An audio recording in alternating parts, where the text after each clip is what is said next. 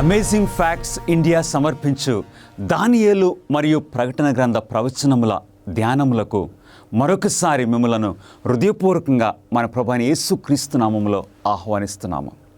ఈ రాత్రి చాలా ప్రాముఖ్యమైన అంశము మనకున్నది. ఆ అంశము జ్యోతిష్కులను, భూత వైద్యులను దేవుడు ప్రేరేపించిన. ఈ అంశం గురించి బైబిల్ ఏమి సెలవిస్తుంది? బైబిల్ చెప్పే విషయములు ఈ పుస్తకంలో మీ కొరకు ఏర్పాటు చేశాము. ఈ పుస్తకాన్ని ఉచితంగా మీరు పొందాలంటే ఆ స్క్రీన్పై ఉన్న నంబర్కి ఇప్పుడే ఫోన్ చేయండి. మీకు పంపించడానికి మేము త్వరపడుచు ఉన్నాము. లేక ఆ వెబ్సైట్ని దర్శించండి. దీని గురించి మీరు ఇంకా అనేక విషయాలు తెలుసుకోవచ్చు. ఈ ప్రాముఖ్యమైన అంశాన్ని మనం చదువుకోకముందు ప్రార్థన చేసుకుని చదువుకుందాం. మహాపరిశుద్ధుడా, మీకే స్తుతులు స్తోత్రములు. ఈ సమయమందు మీ పరిశుద్ధాత్మను మాకు బోధకునిగా అనుగ్రహించి ఈ వాక్య పరిచర్యలో ప్రభా మా మనోనేత్రములు మీరు తెరవమని, ఈ వాక్య పరిచర్య ద్వారా మా ప్రభువైన యేసుక్రీస్తు వారు మహిమ పొందినట్లు మీరు నడిపించుకోవాల్సిందిగా యేసు నామములో అడిగి వేడుకొంచున్నాం తండ్రి, ఆమెన్. ఇశ్రాయేలు రాజు పేరు ఆహాబు. యూదా రాజ్యమును పరిపాలన చేస్తున్న రాజుగారి పేరు యెహోషాపాతు. వీరిద్దరూ కూడా ఒక టైంలో ఆహాబు, యెహోషాపాతు ఇద్దరూ కలుసుకున్నారు. కలుసుకున్న ఆ పరిస్థితిలో రాజైన ఆహాబు అన్నాడు యెహోషాపాతుతో, మన ఇద్దరు సైన్యములు కలిపి ఇప్పుడు మనం ఒక యుద్ధం చేద్దాము. రామోత్ గిల్యాద్ అనే ఆ పట్టణాన్ని మనము తిరిగి సంపాదించుకోవాలి. నీ సైన్యము నాతో వస్తుందా అన్నప్పుడు యెహోషాపాతు అంగీకరించాడు. అంగీకరిస్తున్న ఆ పరిస్థితిలో యెహోషాపాతు ఏమన్నాడంటే, మనము ఇలాగ యుద్ధంలో వెళ్ళటానికి ఇది దేవుని చిత్తమా కాదా మనం తెలుసుకోవడం మంచిది కదా అని ఆహాబుతో అన్నప్పుడు ఆహాబు వెంటనే ప్రవక్తలను పిలిచాడు. దేవుని చిత్తం ఎలా తెలుసుకుంటాము? ప్రవక్తల ద్వారా. వెంటనే ఆహాబు చిటికేయగానే 400 మంది ప్రవక్తలు ఆహాబు ముందుకు వచ్చారు. ఆ 400 ప్రవక్తలు కూడా ఆహాబుతో, మీరు ఆ యుద్ధానికి వెళ్ళండి, దేవుడు మీకు జయమిస్తారని ఆ 400 ప్రవక్తలు చెప్తూ ఉన్నారు. ఇదంతా ఆహాబు యెహోషాపాతు ముందు జరుగుతుంది. యెహోషాపాతుకి కొంచెం అనుమానం కలిగింది. ఈ ప్రవక్తలు నిజం చెప్పట్లేదు అని అనిపించింది. ఇంకెవరన్నా ప్రవక్తలు ఉన్నారా అని యెహోషాపాతు ఆహాబుని అడిగినప్పుడు, ఇంకొక ప్రవక్త ఉన్నాడు, కానీ నా గురించి ఎప్పుడు కూడా మంచి చెప్పడు, అయినా పిలిపించండి అని చెప్పినప్పుడు వారు మికాయాను పిలిపించారు. ఈ మికాయా వచ్చినప్పుడు ఆహాబు అడిగాడు, ఇదిగో మేము యుద్ధంలోనికి వెళ్ళటము దేవుని చిత్తమా కాదా, దేవుని యొక్క సెలవేంటి అని చెప్పినప్పుడు మికాయా వెంటనే ఏమన్నాడో తెలుసా? అప్పుడు మికాయా ఇలాగు చెప్పను, రాజువైన నీవు ఏ మాత్రమైనను క్షేమముగా తిరిగి వచ్చిన ఎడల యెహోవా నా చేత పలకలేదు. ఆ రోజు మికాయా అన్నాడు, ఇది దేవుని చిత్తం కాదు, నీవు యుద్ధానికి వెళ్ళొద్దు అని చెప్పినప్పుడు ఆహాబు అన్నాడు, చూడు నా గురించి ఎప్పుడు కూడా చెడే చెప్తాడు. గమనిస్తున్నారా ప్రియులారా? ఆ పరిస్థితిలో 400 ప్రవక్తలేమో యుద్ధానికి వెళ్ళమని ప్రోత్సహిస్తున్నారు, దేవుడు జయమిస్తారని వారు ఆశీర్వాద వచనములు పలుకుతున్నారు. కానీ ఒక ప్రవక్త ఏమో యుద్ధానికి వెళ్ళొద్దు, నీ వెళితే ప్రాణంతో తిరిగి రావని ఒక ప్రవక్త అంటున్నాడు. ఎవరి మాట వినాలి? 400 ప్రవక్తల మాట లేక ఒక ప్రవక్త చెప్పుచున్న మాట? ఎవరి మాట వినాలి? ఆహాబు ఈ 400 ప్రవక్తల మాట వినడానికి ఇష్టపడ్డాడు. ఏం జరిగిందో దేవుని వాక్యంలో మనం చూద్దాం. మొదటి రాజులు 22వ అధ్యాయము 34-35 వచనాల్లో, పిమ్మట ఒకడు తన విల్లు తీసి గురి చూడకయే విడువగా అతడు ఇశ్రాయేలు రాజు మరణమాయెను.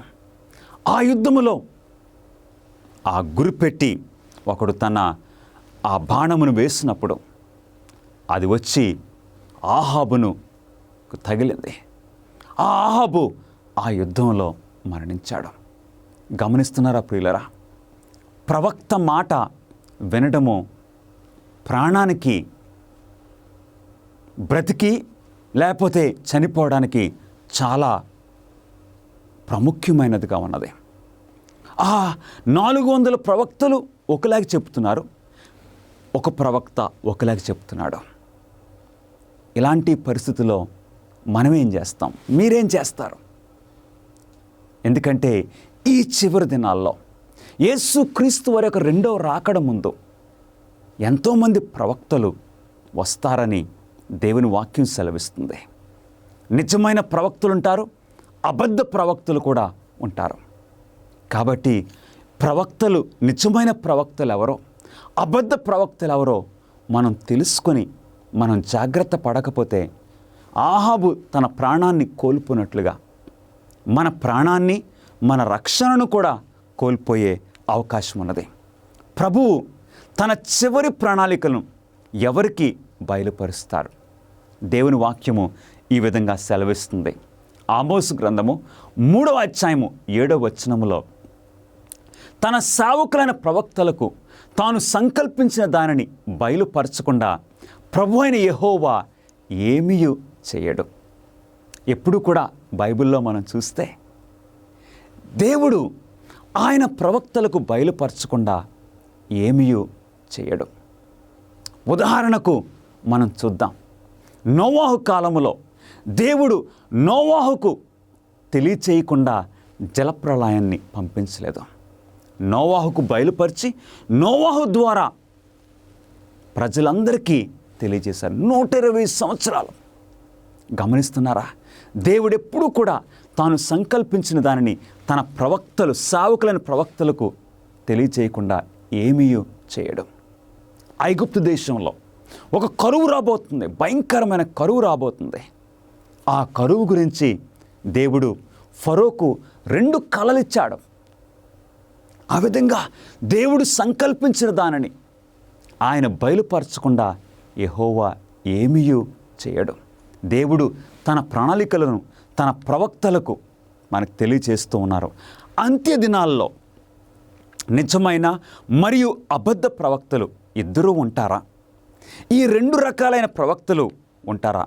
దేవుని వాక్యము ఏమి సెలవిస్తుంది? మత్తయి సువార్త 24వ అధ్యాయము 11వ వచనములో మన ప్రభువైన యేసుక్రీస్తు వారి మాటలు, అనేకులైన అబద్ధ ప్రవక్తలు వచ్చి ఏం చేస్తారండి? పలువురిని మోసపరచెదరు. అవును, ఇక్కడ న్యూస్ వీక్ మ్యాగజైన్లో ఫాలో మీ అని ఒక ప్రవక్త వచ్చి నన్ను వెంబడించండి అని అనేక మందిని ఆత్మహత్య చేసుకునేలాగా తప్పుడు త్రోవ పట్టించాడు. చివరి దినాల్లో నిజమైన ప్రవక్తలు ఉంటారు, అబద్ధ ప్రవక్తలు కూడా ఉంటారు. కాబట్టి మరి ఎవరు నిజమైన ప్రవక్త, ఎవరు మనల్ని మోసం చేయడానికి సాతానుడు పంపించాడో మనం తెలుసుకోవాల్సినది ప్రియులరా. అపోస్తుల కార్యములు 2వ అధ్యాయము 17వ వచనములో, అంత్య దినములందు నేను మనుషులందరి మీద నా ఆత్మను కుమ్మరించెదను, మీ కుమారులను మీ కుమార్తెలను ప్రవచించెదరు. అవును, దేవుడు అంటున్నారు, చివరి దినాల్లో, అంత్య దినాల్లో నా ఆత్మను కుమ్మరిస్తాను. దేవుడు ఆయన పరిశుద్ధాత్మను ఎవరి మీద కుమ్మరిస్తారో? కుమారుల మీద, కుమార్తెల మీద, ఇక పనివారి మీద, పని కత్తెల మీద. అప్పుడు వారు ప్రవచిస్తారని దేవుని వాక్యం సెలవిస్తుంది. దీనిని బట్టి మనం గ్రహిస్తున్నాము, ఈ చివరి దినాల్లో నిజమైన ప్రవక్తలు ఉంటారు, అబద్ధ ప్రవక్తలు కూడా ఉంటారు.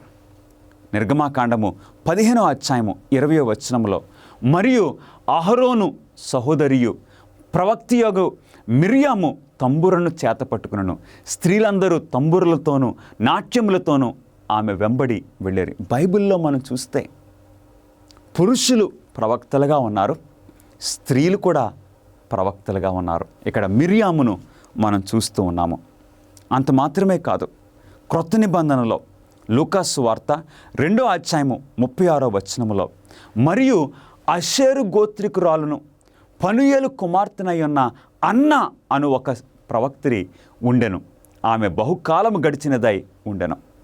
అవును, యేసుక్రీస్తు వారు జన్మించిన ఆ టైంలో అన్న అనే ఒక స్త్రీ ఒక ప్రవక్తగా ఉన్నట్లు దేవుని వాక్యము సెలవిస్తూ ఉన్నది. అంటే బైబిల్లో పురుషులు ప్రవక్తలుగా ప్రవచనాలు తెలియజేశారు, అలాగే స్త్రీలు కూడా ప్రవక్తలుగా తెలియజేశారు. అంటే దేవుడు పురుషుల్ని పిలుచుకున్నారు, స్త్రీలను కూడా పిలుచుకున్నారు. అపోస్తుల కార్యములు 21వ అధ్యాయము 8వ వచనంలో, మరునాడు మేము, అంటే పౌలు ఆయన వెంబడి వచ్చిన వారు బయలుదేరి కైసరియాకు వచ్చి 7గురిలో ఒకడును సువార్తికుడునైన ఫిలిప్పు ఇంట ప్రవేశించి అతని యొద్ద ఉంటిమి. పౌలు గారి యొక్క పరిచర్యలో ఇప్పుడు పౌలు గారు కైసరియాకు వచ్చినప్పుడు ఫిలిప్పు ఇంట్లోనికి వెళ్ళారు. ఆ ఫిలిప్పు గురించి ఏమి రాయబడింది? కన్యకలుగా ఉన్న 4 కుమార్తెలు అతని కొండిరి, వారు ప్రవచించువారు. ఫిలిప్పు యొక్క 4 కుమార్తెలు కూడా ప్రవక్తలుగా ఉన్నారు ప్రియులారా. అంటే దేవుడు ఎవరినన్నా ఎన్నుకోవచ్చు. దేవునికి స్త్రీలని పురుషులని తేడా లేదు, అందరం సమానమే. సో స్త్రీలు ప్రవక్తలుగా ఉన్నారు, పురుషులు కూడా ప్రవక్తలుగా ఉన్నట్లు బైబిల్లో మనం చూసాం. ఏ విధమైన అబద్ధ ప్రవక్తలు బైబిల్లో ప్రత్యేకంగా ఖండించబడ్డారు?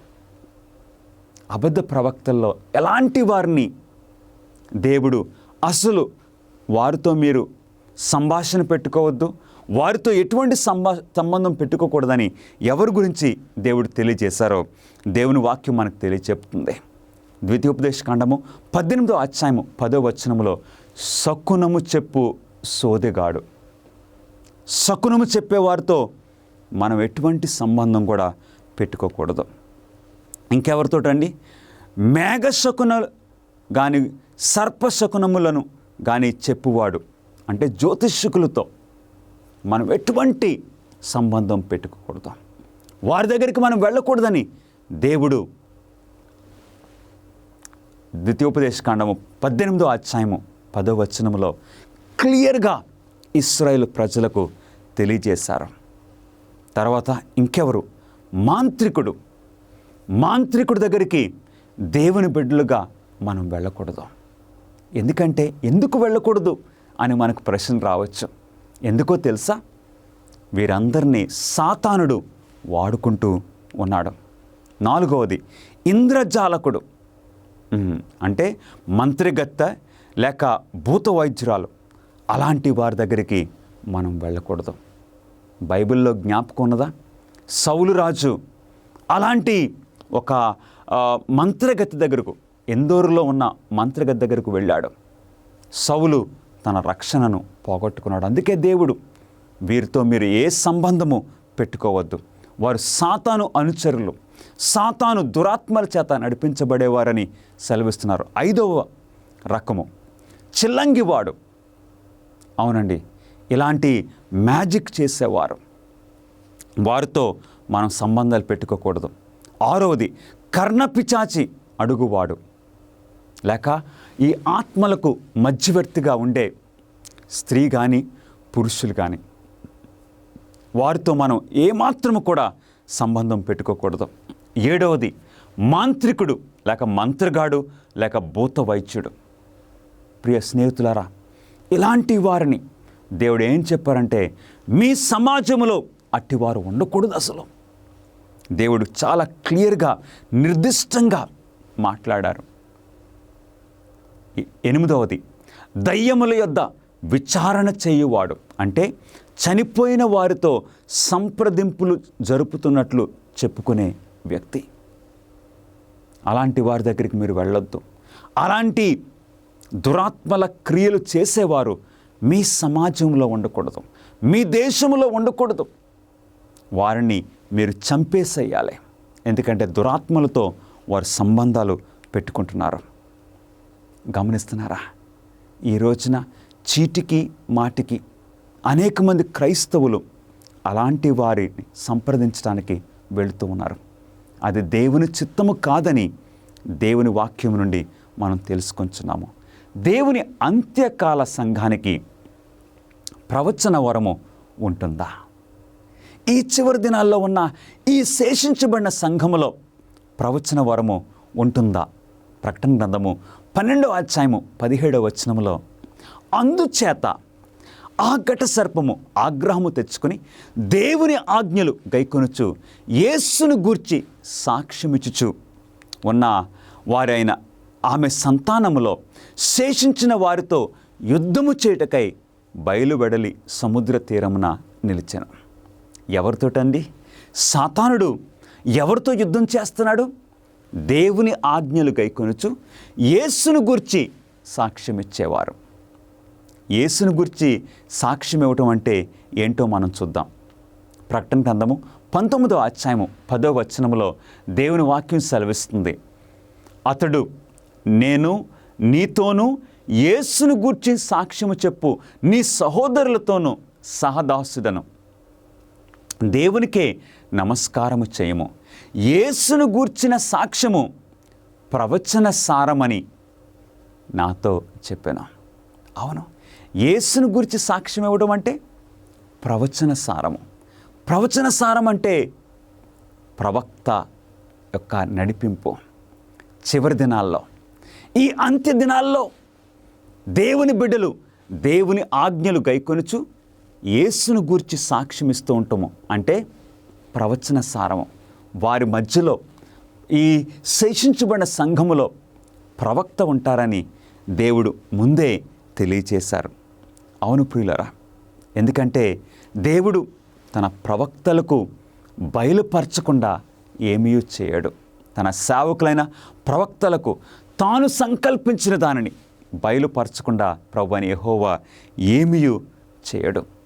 మలాకీ గ్రంథము 4వ అధ్యాయము 5వ వచనములో, యెహోవా నియమించిన భయంకరమైన ఆ మహాదినము రాకమునుపు నేను ప్రవక్తయగు ఏలియాను మీ యొద్దకు పంపుదును. దేవుడు సెలవిచ్చారు, నేను ఏలియాను మీ దగ్గర పంపిస్తాను. అంటే ఏలియా అంటే ఏలియా లాంటి ప్రవక్త. ఎలాగైతే ఇశ్రాయేలు ప్రజలను ఆహాబు ఆ కాలములో ఇశ్రాయేలు ప్రజలను దేవుడు ప్రవక్తల ద్వారా నడిపించారో, చివరి దినాల్లో కూడా దేవుడు ఆయన సంఘాన్ని, శేషించబడిన ప్రజలను ప్రవక్తల ద్వారా నడిపిస్తారని మనం గుర్తిస్తూ ఉన్నాము. నిజమైన ప్రవక్తతో దేవుడు ఏ విధంగా మాట్లాడతారు? ఒక నిజమైన ప్రవక్త, దేవుడు ఒక ప్రవక్తను ఎన్నుకున్నప్పుడు ఆ ప్రవక్తతో దేవుడు ఏ విధంగా కమ్యూనికేషన్ దేవుడు బయలుపరుచుకుంటారు? సంఖ్యాకాండము 12వ అధ్యాయము 6-8 వచనాల్లో, మీలో ప్రవక్త ఉండిన ఎడల యెహోవానగు నేను దర్శనమిచ్చి అతడు నన్ను తెలుసుకున్నట్లు కలలో అతనితో మాట్లాడుదును. నేను దర్శనమిచ్చి ముఖాముఖిగా అతనితో మాట్లాడుదును. ఏ విధాలుగా అండి? 3 విధాలుగా దేవుడు ఒక వ్యక్తిని ప్రవక్తగా ఎన్నుకున్నప్పుడు దేవుడు మాట్లాడతారు. మొట్టమొదటిది దర్శనముల ద్వారా. రెండవది కలల ద్వారా, మూడవది దేవుడు నేను ముఖాముఖిగా ఆ ప్రవక్తతో మాట్లాడతాను అని సెలవిస్తూ ఉన్నారు. జకర్యా 4వ అధ్యాయం 1వ వచనంలో, నాతో మాట్లాడుచున్న దూత తిరిగి వచ్చి నిద్రపోయిన ఒకరిని లేపినట్లు నన్ను లేపెను. జకర్యా ప్రవక్తను ఒక దూత వచ్చి ఆయన్ను లేపినట్లు జకర్యా ఇక్కడ రాస్తూ ఉన్నాడు. అవును ప్రియులరా, ఈ చివరి దినాల్లో మరి ఒక ప్రవక్త మన మధ్యన ఉండొచ్చని దేవుని వాక్యంలో మనం చూసాం. అవును, శేషించబడిన సంఘము ప్రవచన సారం కలిగి ఉంటుందని మనం చూసాం. ఎలెన్ వైట్ అనే ఒక యవనస్తురాలను డిసెంబర్ 1844వ సంవత్సరంలో దేవుడు ఎన్నుకున్నారు.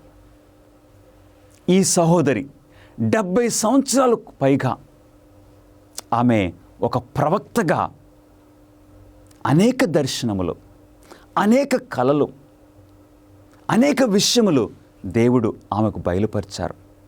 ఆమె 70 సంవత్సరాల జీవితంలో, ఒక ప్రవక్తగా ఉన్న జీవితంలో 2000 దర్శనములు మరియు కలలు ఆమెకు వచ్చినట్లు మనం చూస్తూ ఉన్నాము. వీటి గురించి ఒకసారి మనం చూద్దాం. ఆమె దర్శనంలో ఉన్నప్పుడు ఆమె పరిస్థితి ఏ విధంగా ఉంది? ఆమెకు వచ్చిన మొట్టమొదటి దర్శనంలో ఆమె ఒక ఇరుకైన ద్వారము, చాలా ఇరుకుగా ఉన్న, అంటే చాలా చిన్నగా ఉన్న ఒక ద్వారములో, ఆ మార్గం మీద దేవుని ప్రజలు ఈ భూమి మీద నుండి పరలోకానికి నడుస్తున్నట్లు ఆమె ఒక దర్శనం చూసింది. ఆ దర్శనము గురించి మనం చూద్దాం ప్రియులరా. దానియేలు గ్రంథము 10వ అధ్యాయంలో కూడా దానియేలు ప్రవక్తకు దర్శనములు కలిగినట్లు మనం చూస్తూ ఉన్నాము. దానియేలు గ్రంథము 10వ అధ్యాయంలో దానియేలు ప్రవక్తకు దర్శనం వచ్చినప్పుడు దానియేలు బలహీనుడిగా అయిపోయాడని రాస్తున్నాడు. నా బలము తొలగిపోయాను. సేమ్ అదేవిధంగా ఎలెన్ వైట్ గారి జీవితంలో కూడా ఆమెకు దర్శనం వచ్చినప్పుడు ఆమె బలహీనంగా అయినట్లు మనం చూస్తున్నాం. దానియేలు ప్రవక్తకు దర్శనం కలిగినప్పుడు ఊపిరి లేదని దానియేలు రాస్తూ ఉన్నాడు. ఊపిరి పీల్చుకోలేదని, అంటే ఆ టైంలో గుండె కొట్టుకుంటుంది కానీ ఏ ఊపిరి కూడా లేదు. అదేవిధంగా దానియేలుకు దర్శనం వచ్చినప్పుడు అనుభవము ఏ విధంగా ఉన్నదో ఎలెన్ వైట్ గారికి కూడా అదే అనుభవము. తర్వాత దర్శనములో ఎక్కడలేని శక్తి, అంటే strength and super natural strength వచ్చినట్లు దానియేలు ఇక్కడ రాస్తూ ఉన్నారు. దానియేలు గ్రంథం 10వ అధ్యాయంలో అదే అనుభవము ఈ సహోదరికి కూడా కలిగింది. ఈ విధంగా మనము సరిపోల్చుకొని చూస్తే బైబిల్లో ప్రవక్తకు దర్శనం వచ్చినప్పుడు ఆ అనుభవము ఏ విధంగా ఉంటుందో ఎలెన్ వైట్ గారికి కూడా అదే అనుభవము ఉన్నట్లు మనం చూస్తూ ఉన్నాము. అద్భుతాలు, సూచక క్రియలు ఒకడు నిజమైన ప్రవక్త అనడానికి ఖచ్చితమైన సాక్ష్యాల.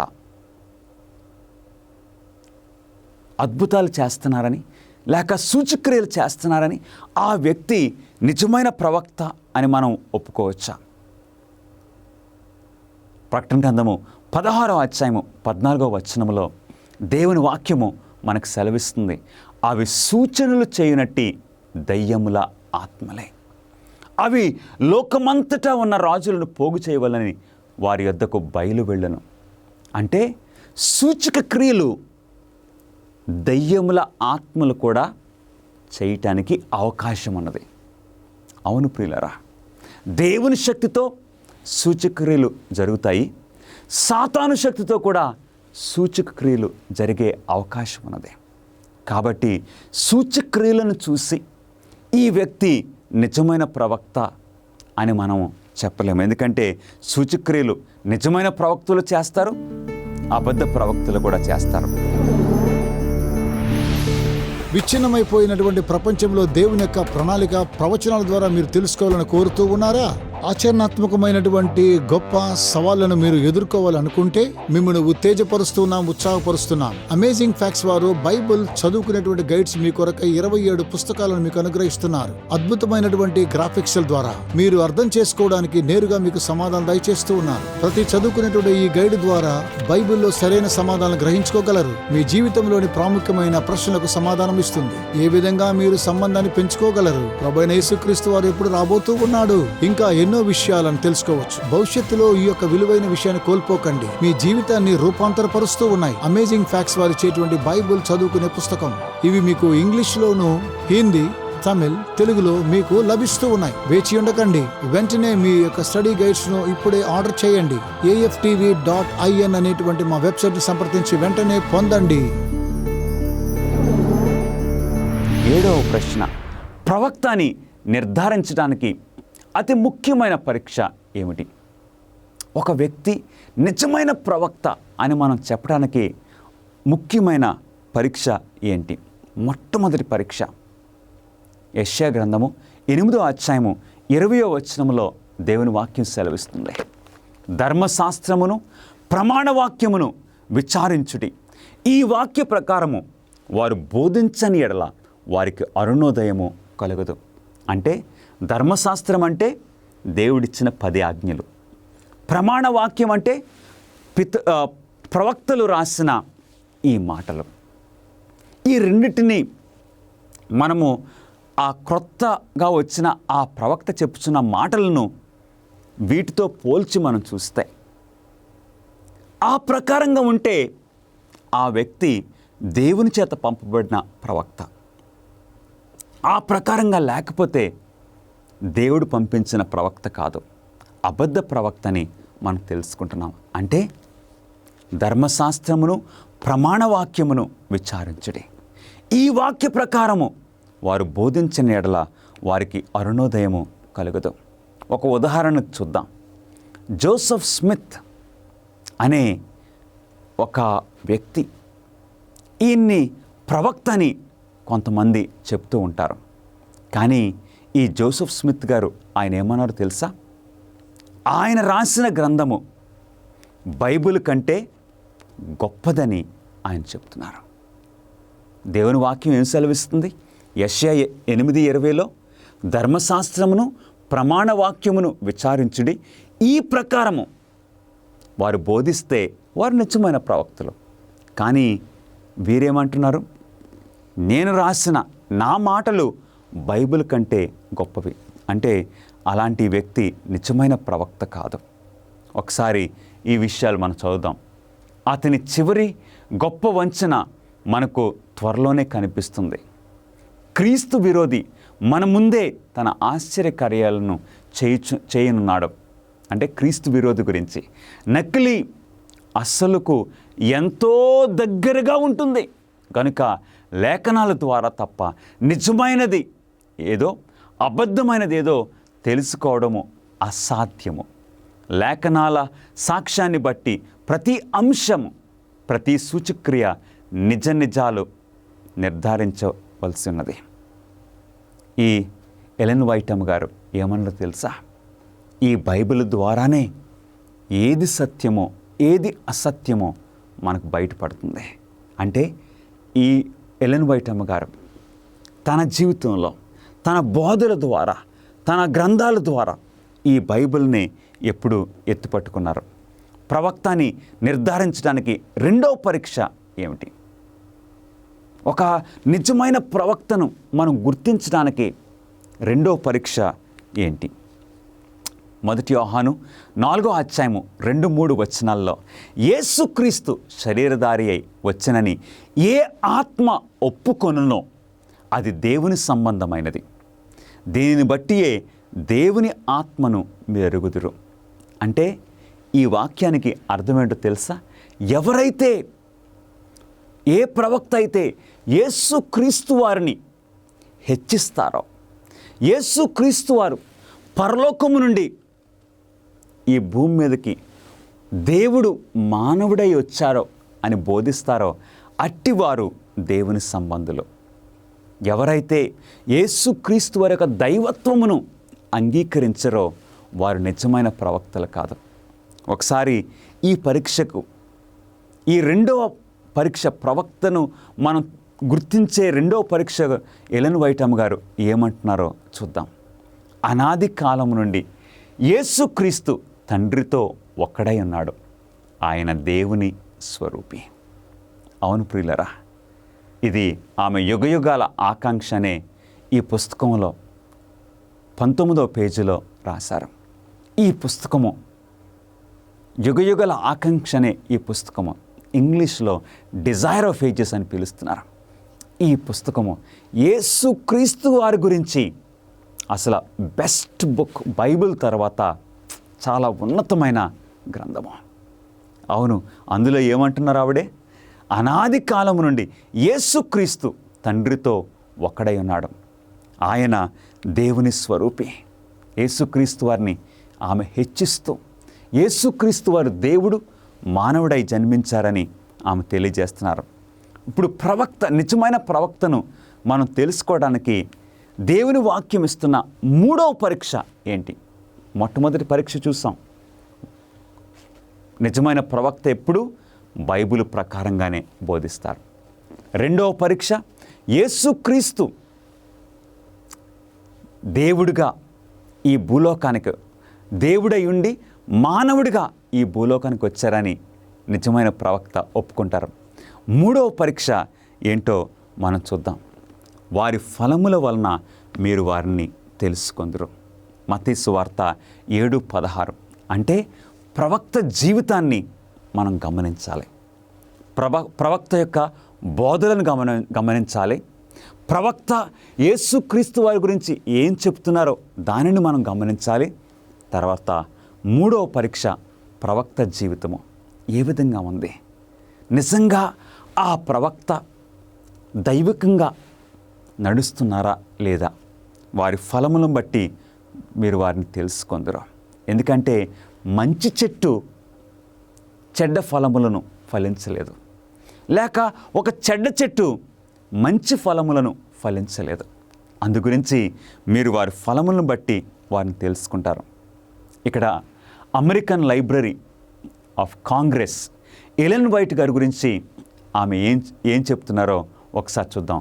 ప్రపంచంలోనే 4వ అనువదించబడిన రచయితగా, ప్రపంచంలోనే అత్యంత అనువదించబడిన మహిళా రచయితగా, మరియు ప్రపంచంలోనే అత్యంత అనువదించబడిన అమెరికన్ రచయితగా గుర్తించింది. ఏంటో తెలుసండి? American library of Congress Ellen white అమ్మ గారి గురించి ఏమని చెప్తున్నారో తెలుసండి? ప్రపంచంలో ఎంతోమంది రచయితలు ఉన్నారు, ఎన్నో పుస్తకాలు రాసిన వారు ఉన్నారు. అందులో 4వ స్థానము ఎలెన్ వైట్ అమ్మ గారికి. అంత మాత్రమే కాదు, ఈ పుస్తకాలు, ఇంగ్లీష్లో రాయబడిన పుస్తకాలు వేరే భాషల్లోకి తర్జుమా అనువదించారు. అందులో అత్యంతంగా అనువదించబడిన మహిళ ఎలెన్ వైట్ అమ్మ గారు. అంత మాత్రమే కాదు, అమెరికా దేశంలో మోస్ట్ ట్రాన్స్లేటెడ్ ఆథర్గా ఆమెకు గుర్తింపు కలిగింది. గమనిస్తున్నారా ఎంత అద్భుతంగా ఉంది? ఇంకా బార్నా అనే ఒక సర్వే చేస్తారన్నమాట పాస్టర్లు. ఆ సర్వే ప్రకారంగా మనం చూస్తే బార్నా సర్వే పాస్టర్లను ఎక్కువగా ప్రభావితం చేసిన పుస్తకాలు మరియు రచయితల పేర్లను వెల్లడించింది 2005లో. ఏ రచయిత వారి యొక్క గ్రంథాలను బట్టి ఎక్కువ మంది దైవ సేవకులు ఒక మంచి దారిలో నడవటానికి, వారి ఆత్మీయ జీవితానికి సహాయపడిందని చూసినప్పుడు ఏమని రాస్తున్నారంటే, అండర్ 40లోని అత్యంత ప్రభావితమైన పాస్టర్లు అనేక మంది రచయితలను విజేతలుగా ఎంపిక చేశారు. వీరిలో business consultant James Collins, seminary professor Tom Rainer, 19వ శతాబ్దపు seventh day Adventist icon Ellen White మరియు పాస్టర్ జాన్ ఆట్బర్గ్ ఉన్నారు. ఇట్లాగా కొంతమంది పేర్లను ఈ దైవ సేవకులు ఆ సర్వేలో తెలియచేశారు.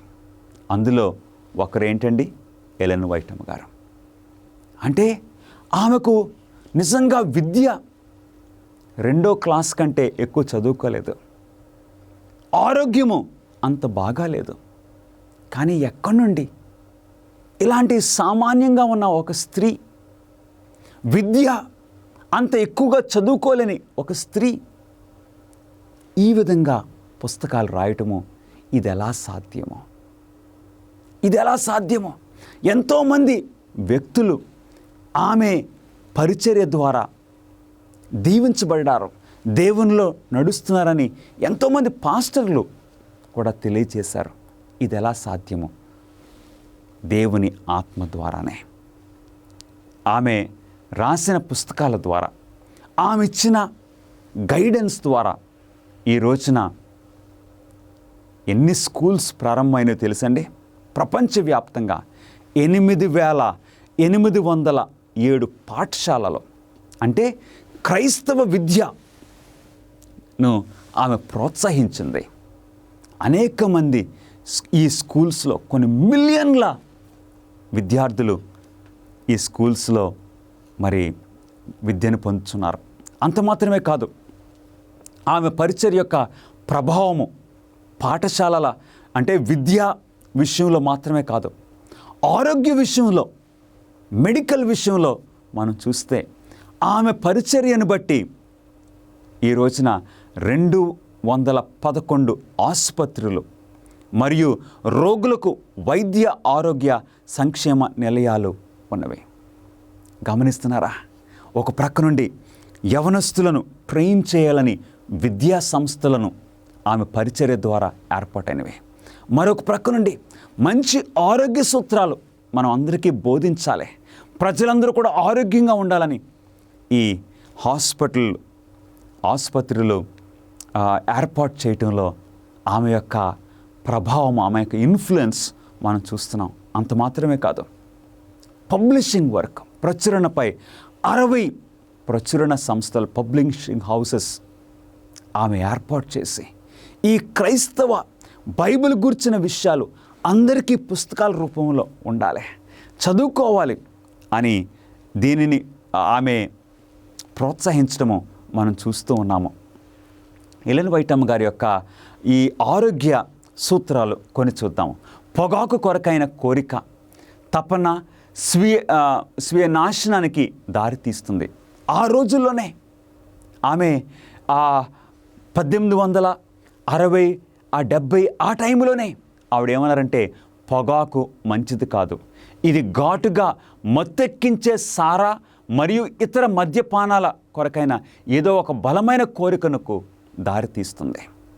ఇప్పుడు వైద్య శాస్త్రము ఏమంటుందో తెలుసా? ఆమె ఆ 1800 కాలంలో చెప్పిన మాటలని ఇప్పుడు వైద్య శాస్త్రము ఆమోదిస్తుంది. ఏమంటున్నారు? పొగాకు వాడే పిల్లలు క్రమంగా మద్యపానం, గంజాయి మరియు ఆ పైన ఇతర చట్ట వ్యతిరేక మాదక ద్రవ్యాలు వాడకానికి అలవాటు పడే అవకాశము ఉన్నది. ఎలెన్ వైట్ అమ్మ గారు ఆవిడేమన్నారు? ఇటీవల నేను చదివాను, అనేక మంది ప్రజల మరణాన్ని గురించి, వారి మరణానికి గుండె వైఫల్యమే కారణమని చెప్పవచ్చు. కానీ వాస్తవానికి పొగాకు మరియు మద్యం వాడకము గుండె వ్యవస్థను విషపూరితం చేస్తుంది. అది ఆమె తెలియజేసిన విషయము. ఇప్పుడు వైద్య శాస్త్రము ఏమంటున్నారండి? అమెరికాలో ప్రతి సంవత్సరము 3 లక్షలు, భారతదేశంలో దాదాపు 33 లక్షల హృదయ సంబంధిత వ్యాధులు, మరణాలకు ధూమపానమే ప్రధాన కారణమని తేలింది. ఆమెకు ఎక్కడి నుండి వచ్చింది ఈ జ్ఞానము? ఆ టైంలో 1800 కాలంలో వైద్య శాస్త్రము ఇంతగా పెరగలేదు. కానీ ఆమె ఇలాంటి ఆధునిక వైద్య సంబంధించిన సలహాలు ఆ రోజుల్లోనే ఇచ్చారు. ఎట్లాగా? ఇదంతా దేవుని ఆత్మ ద్వారా. ఆవిడ చెప్పిన మాట ఏంటంటే, ఇంకా ఆరోగ్యం గురించి ధాన్యాలు, పండ్లు, కాయగింజలు, పప్పులు మరియు కూరగాయలు వివేచన శక్తిని ఇస్తాయి. ఇది మరింత క్లిష్టమైన మరియు ఉత్తేజపరిచే ఆహారము అందించలేదు.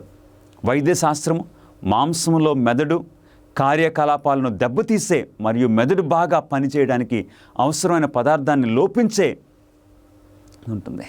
అంటే ఒక చక్కటి వెజిటేరియన్ డైట్ చాలా ప్రాముఖ్యమని ఆమె ఆ 1800 కాలంలోనే తెలియజేశారు. వైద్య శాస్త్రము చక్కగా ఆమోదిస్తుంది.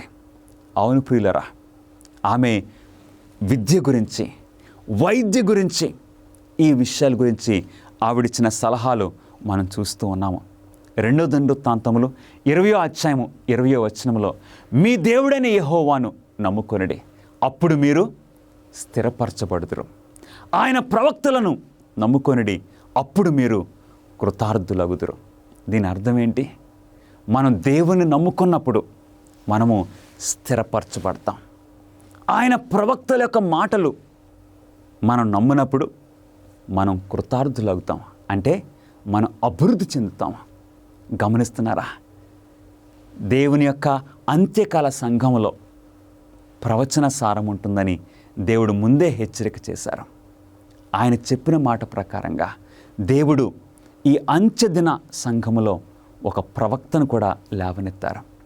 ఆ ప్రవక్త ఎలెన్ వైట్. ఆమె యొక్క విషయాలు, ఆమె యొక్క జీవితాన్ని మనం గమనించినట్లయితే బైబిల్లోని ప్రవక్తల జీవితం వలె మనం చూస్తూ ఉన్నాము. ఇక్కడ ఒక టాక్ షో హోస్ట్, ఆయన పేరు పాల్ హార్వే. ఆయన చాలా పేరుగాంచిన మంచి radio speaker, talk show host. ఆయన ఏమంటున్నారో తెలుసా ఎలెన్ వైట్ అమ్మ గారి గురించి? ఆమె రచనలు 148 భాషల్లోనికి అనువదించబడ్డాయి. మార్క్స్ లేదా టాల్స్టాయ్, కార్ల్ మార్క్స్ కానీ టాల్స్టాయ్ కానీ షేక్స్పియర్ కంటే ఎక్కువ. ఈ కార్ల్ మార్క్స్ కానీ టాల్స్టాయ్ కానీ షేక్స్పియర్ వీళ్ళు గొప్ప రచయితలు. ఆ రచయితలు యొక్క గ్రంథాలు ఇంతగా ట్రాన్స్లేట్ చేయబడలేదు. కానీ ఎలెన్ వైట్ అమ్మ గారి యొక్క పుస్తకాలు ఈ విధంగా ట్రాన్స్లేట్ చేయబడి వేరు భాషల్లో అందరికీ అందించబడుతున్నాయి. ఈ పాల్ హార్వే ఇంకేమంటున్నారో తెలుసా? దయచేసి చదువుదామండి. ఇప్పుడిప్పుడే ప్రపంచం సరైన ఆధ్యాత్మిక మరియు శారీరక ఆరోగ్యం కొరకు ఆమె సిఫార్సు చేసిన సూచనలను అభినందిస్తుంది. ఎలెన్ వైట్, మీకు ఆమె తెలీదా? అయితే ఆమెను తెలుసుకోండి ఈ పాల్ హార్వే తెలియజేస్తున్నారు. గమనిస్తున్నారా ప్రియులారా? ఒక ప్రవక్త యొక్క ప్రభావము, వారి ఫలములను బట్టి మీరు వారిని తెలుసుకుందరు. ఆమె జీవితము, ఆమె పరిచర్య యొక్క ప్రభావము మంచి ఫలములను ఫలిస్తున్నట్లు మనం చూస్తున్నాం.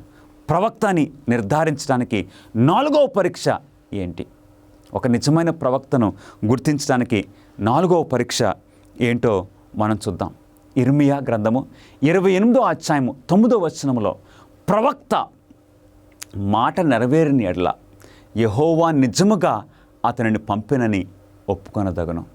అవును, ఒక నిజమైన ప్రవక్త ఏదైనా ప్రవచించినట్లయితే ఆ చెప్పిన మాట, ప్రవచించిన మాట నెరవేరని ఎడల ఆ ప్రవక్తను యెహోవా పంపించారని మనం గుర్తించవచ్చు.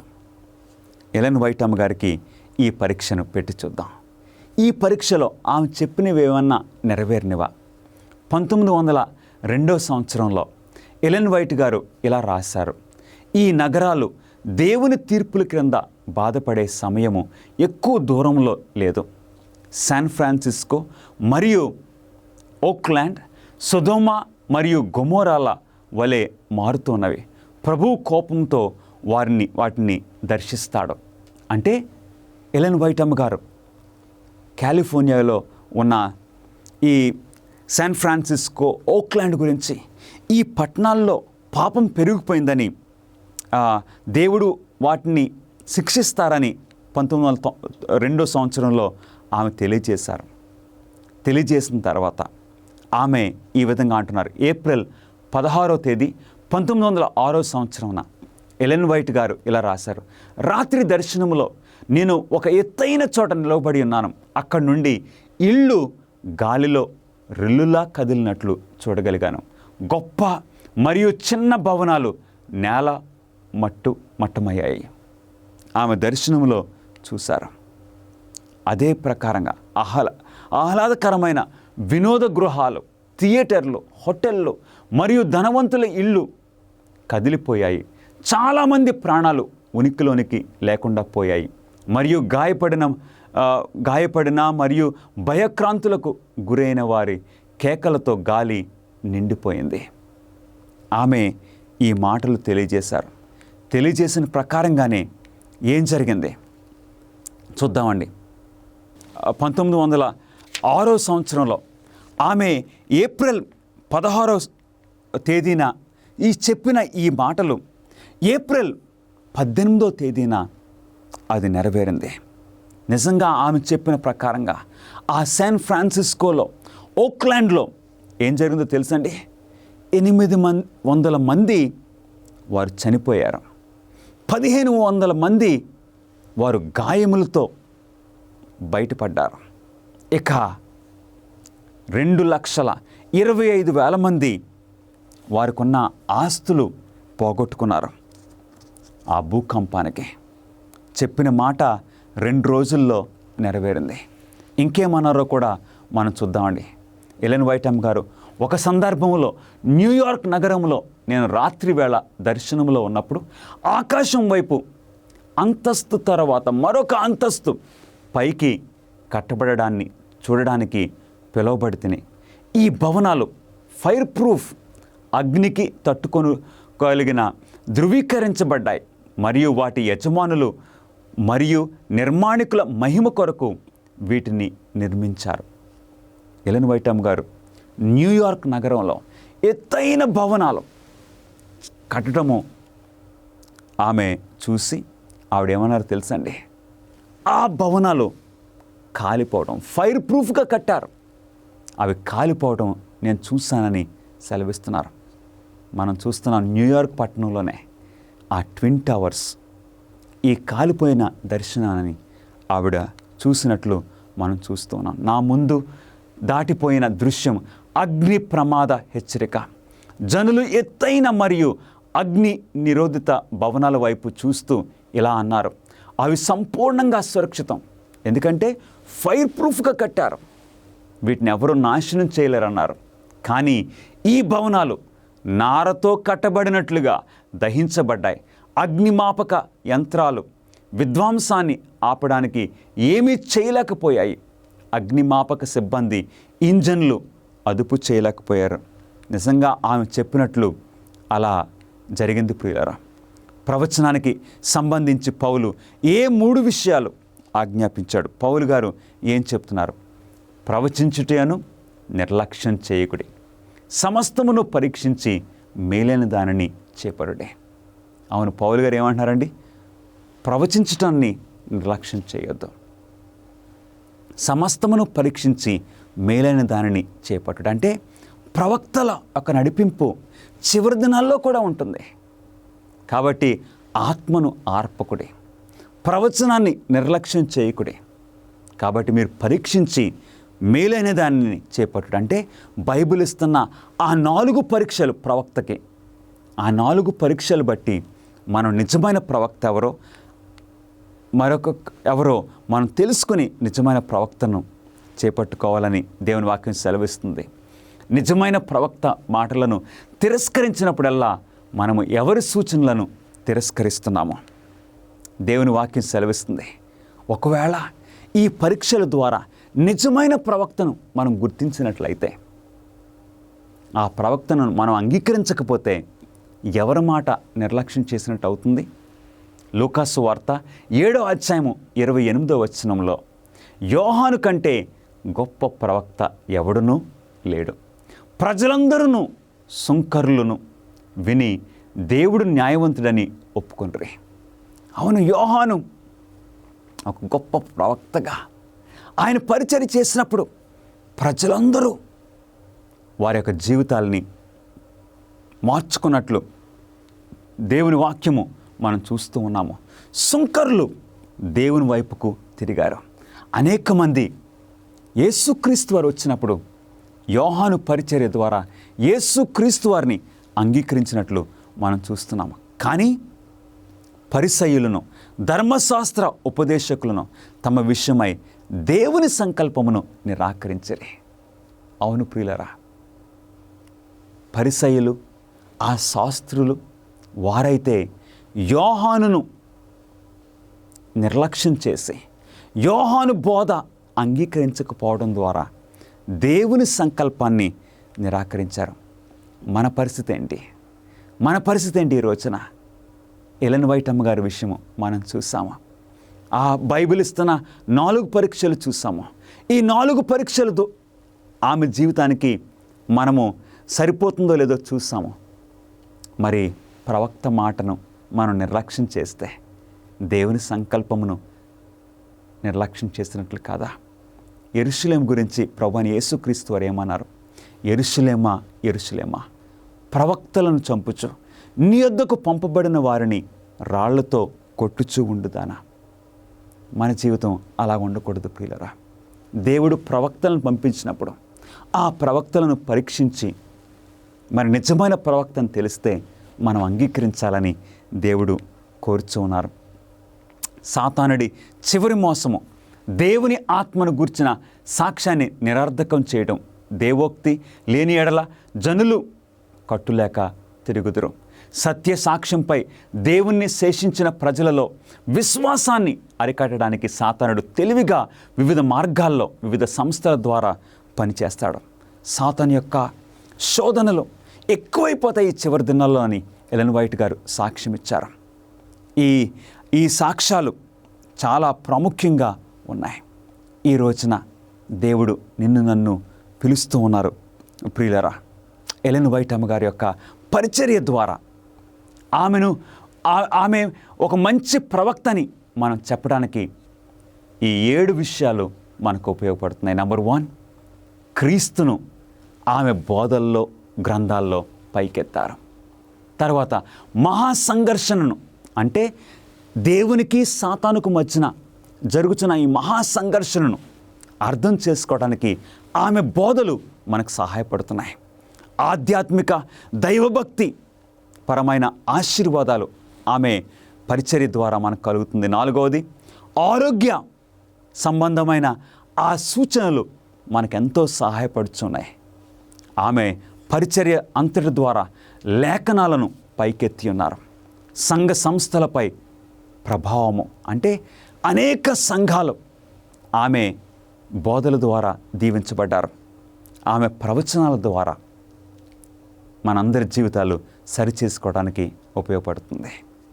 దేవుడు ఇప్పటికీ ప్రవక్తల ద్వారా మనతో మాట్లాడుతున్నారు. కాబట్టి నిజమైన ప్రవక్త మాటలు మీకు వ్యక్తిగత యేసు సాక్ష్యం కాబట్టి ఆధునిక ప్రవక్తలను బైబిల్ ద్వారా పరీక్షించి లేఖనాలతో అంగీకరించే వారి సూచనలను మాత్రమే అనుసరించడానికి మీరు సిద్ధంగా ఉన్నారా?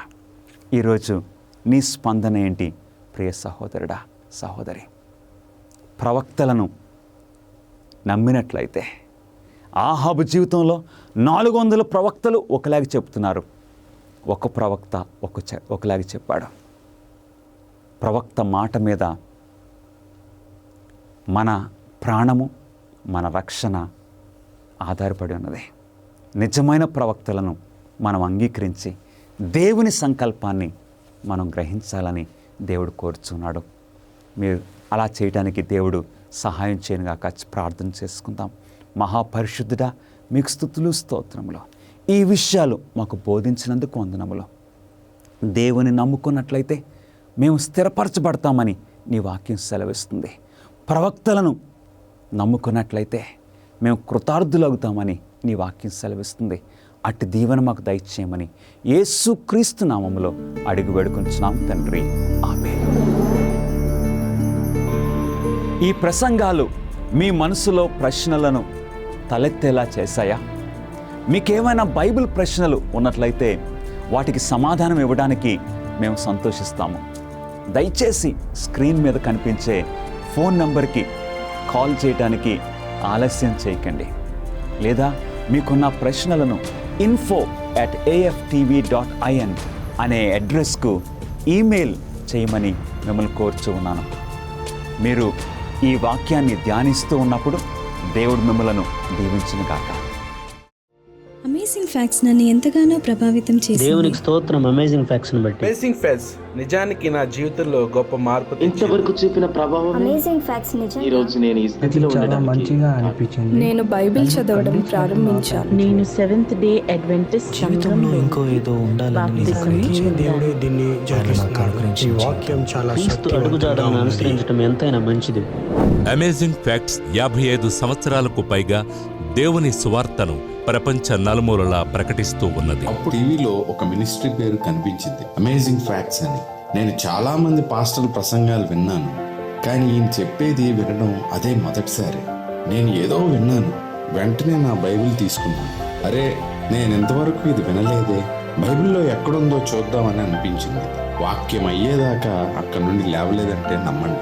నేను బైబిల్ పాఠాలు చదవడం ప్రారంభించాను. వీరిలో ప్రతి ఒక్కరూ తమ జీవితాల్లో మార్పును చూశారు, నాతో సహా. నా ప్రశ్న ఏంటంటే, నాకే ఎందుకు ఇలా జరుగుతుంది ప్రభువా అని. ప్రభు నా మొర విన్నాడు. ఒక నాన్నలా ఆయన నన్ను ఆదరించాడు. నేను సర్వం కోల్పోయాను. అప్పుడే నా జీవితంలో దేవుడు లేడని నేను గ్రహించా. నేను ఒక బైబిల్ ప్రవచన సభకు వెళ్ళాను. ఈ వాక్యం చాలా శక్తివంతమైనది మరియు తిరస్కరించలేనిది. ఇది నిజంగా సత్యం, ఇది అద్భుతం అనుకుంటూ నేను ఇంటికి వెళ్ళిపోయాను. మరిన్ని అమేజింగ్ ఫ్యాక్ట్స్ వీడియోల కోసం మా యూట్యూబ్ ఛానల్ దర్శించండి. సబ్స్క్రైబ్ చేయడం మర్చిపోవద్దు. మా ప్రార్థనా బృందము మీ ప్రత్యేక ప్రార్థనా విన్నపాలను స్వీకరించి మీకోసం ప్రార్థన చేయడానికి సిద్ధంగా ఉన్నాము. దయచేసి స్క్రీన్ మీద కనిపించే ఫోన్ నంబర్కి కాల్ చేయడానికి ఆలస్యం చేయకండి. లేక మీ ప్రార్థనా విన్నపములను prayer@aftv.in అనే అడ్రస్కు ఈమెయిల్ చేయమని కోరుచున్నాను. గత 50 సంవత్సరాలుగా అమేజింగ్ ఫ్యాక్ట్స్ వారు బైబిల్ సత్యాలను ప్రపంచవ్యాప్తంగా ప్రకటిస్తూ ఉన్నారు. యేసుక్రీస్తు వారు సెలవిచ్చిన మేరకు ప్రతి రాజ్యానికి సువార్త ప్రకటిస్తున్నాం. రాజులకు, ఆయా భాషలు మాట్లాడే వారికి, మీరు మా కోసం చేసే ప్రార్థనలకు సహకారానికి వందనాలు తెలియజేస్తున్నాం.